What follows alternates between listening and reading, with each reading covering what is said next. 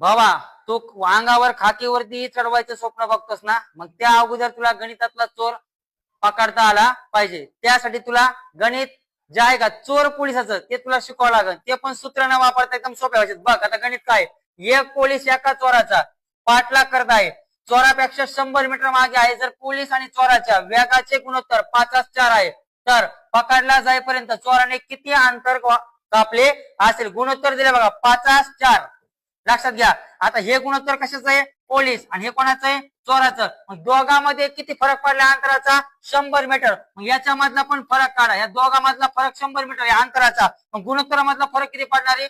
1 भाग. गुणोत्तरामधला फरक असणार आहे 1 भाग आणि यांच्यातला फरक किती असणार आहे? 100. आता 100 मीटर अंतर म्हणजे 1 भाग. लक्षात घ्या, 100 मीटर अंतर म्हणजे किती फरक आहे? 1 भागाचा. मग चोराचा जे आहे, ठीक आहे, चोर किती अंतर पाळलाय? चोराचा एकूण किती भागामध्ये अंतर आहे? 4.